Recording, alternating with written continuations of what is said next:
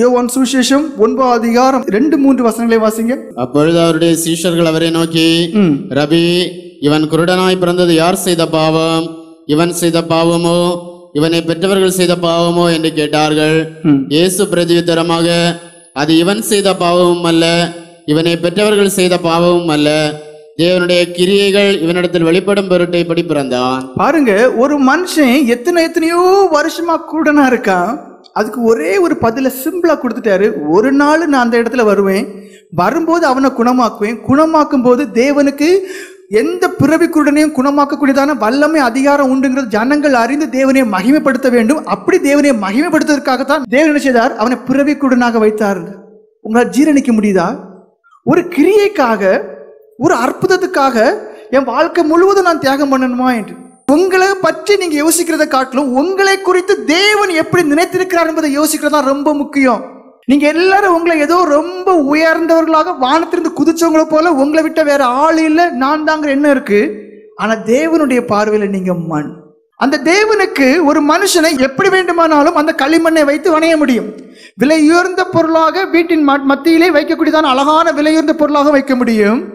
வெளியிலே போடத்தக்கதான சிறிய ஏதேனும் சாதாரண ஒரு காரியத்தை பயன்படுத்தக்கூடியதான பொருட்களாக மட்பாண்டங்களாக வணையவும் அவரால் முடியும். உங்களை குறித்து உங்களுக்கு இருக்கக்கூடியதான உயர்ந்த சிந்தனையை உடைக்கும் போது எனக்கு தானே கஷ்டம் வந்துச்சு, ஒன்னே இல்லை, எனக்கு தானே வந்துச்சு, அந்த எண்ணம் உங்களுக்குள்ள உருவாகும். இது எப்படி? எனக்கு ஏன் இந்த துன்பம்? அப்போ அர்த்தம் என்ன? உங்களை நீங்க நினைக்கிற பிரகாரமா நினைக்காம அதற்கும் அதிகமாக யோசிக்கிறதுனாலதான் இவ்வளோ பெரிய காரியம். பவுல் அப்போஸ்தலனுடைய வாழ்க்கையை பாருங்க. அந்த வாழ்க்கை முழுவதும் எப்படி தெரியுமா? பாடுகள் நிறைந்த ஒரு வாழ்க்கை. ஆண்டவர் முன்குறித்தார், ஊழியத்துக்கு வந்த உடனே முன்குறித்தார், இவன் என் நிமித்தம் அநேக பாடுகளை அடைய வேண்டியது இருக்கிறது என்று சொல்லிட்டார். அப்ப ஏன் அந்த ஒரு அப்போஸ்தலருக்கு மட்டும் மற்ற எல்லாரை காட்டிலும் பல மடங்கு அதிகமான பாடுகள்? அவரும் கேட்க முடியாது, நம்மளும் ஆண்டுகிட்ட கேட்க முடியாது. நான் ஒன்னே அப்படிதான் பாடாச்சு, முடிஞ்சு போச்சு. அப்போஸ்தலர் நடபடிகளின் புஸ்தகம் 20 அதிகாரம் 19 வசனம் வாசிங்க. வெகு மனத்தாழ்மையோடும் மிகுந்த கண்ணீரோடும் யூதருடைய தீமையான யோசனைகளால் எனக்கு நேரிட்ட சோதனைகளோடும் நான் கர்த்தரை சேவித்தேன். அப்போ பவுல் அப்போஸ்தலனுடைய வாழ்க்கை டெய்லி எப்படி இருக்கு தெரியுமா? எப்படி ஆண்டவருக்கு ஊழியம் செய்கிறார், எப்படி ஆண்டவரை சேவிக்கிறார், எப்படி ஆண்டவர்கிட்ட ஜெபிக்கிறார், எப்படி ஆண்டவரோடு நெருக்கமா இருக்கிறாராம். ரொம்ப மனத்தாழ்மையோடு. எப்படி? கண்ணீர் தான் அவருடைய வாழ்க்கை. அவருக்கு எப்படா கொல்லலாம்னு சொல்லி ஒரு கூட்டமான ஜனங்கள் அவருக்கு பின்னாடியே இருக்கிறாங்க. சோதனைக்கு மேல சோதனை, வேதனைக்கு மேல வேதனை. இவைகள் மத்தியில தான் ஒவ்வொரு நாளும் அந்த வார்த்தையை பாருங்க, நான் கர்த்தரை சேவித்தேன்.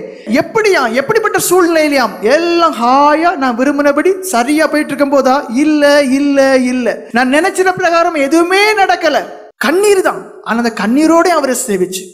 சோதனை தான். சோதனை நீர் ஜெயிக்க என்னை விடுவிக்கலையே ஆண்டவரே, நீர் எல்லாம் ஒரு தேவனா, இந்த ஊழியம் வேண்டான்னு சொல்லவே இல்லை.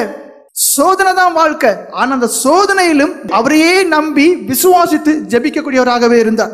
2 கொரிந்தியர் 11 அதிகாரம் 23 27 வரையுள்ள வசனங்களை நீங்கள் வாசிப்பீர்களே ஆனால் அதில் அவர் பட்ட அவ்வளோ பாடுகளும் இருக்கு. அடிகள், மிலாறினால் பட்டதான காரியங்கள், கல்லெறி, கடல்ல அவர் கடந்ததான கஷ்டங்கள், தன்னுடைய சுய ஜனங்களால், அந்நிய ஜனங்களால், மற்ற ஜனங்களால் வந்த மோசங்கள், பசி, தாகம், உபவாசம், குளிர், நிர்வாணம், லிஸ்ட் போயிட்டே இருக்கு. அதுல 1 இல்ல 2 உங்களுக்கு இருந்தாலே நீங்க அடுத்த நாள் ஊழியக்காரனா இருக்க மாட்டீங்க. இவங்க கூட ஞான திருஷ்டி வந்துடும். எப்படி ஞான திருஷ்டி வந்துடும்? நான் ஊழியத்துக்கு அழைப்பு இல்லை, அதனால தான் எனக்கு இந்த கஷ்டம். நான் விசுவாசியா இப்ப இருந்திருக்க வேண்டியது, இப்ப 10 வருஷம் கழிச்சு வந்திருக்க வேண்டியது, அதனால எனக்கு இந்த கஷ்டம். குறுக்கு புத்தி. சிலுவன்னா என்னன்னு தெரியல, கிறிஸ்தவம்னா என்னன்னு தெரியல, பரிசுத்தம் எதன் வழியாக கிடைக்குங்கிறது உங்களுக்கு தெரியல.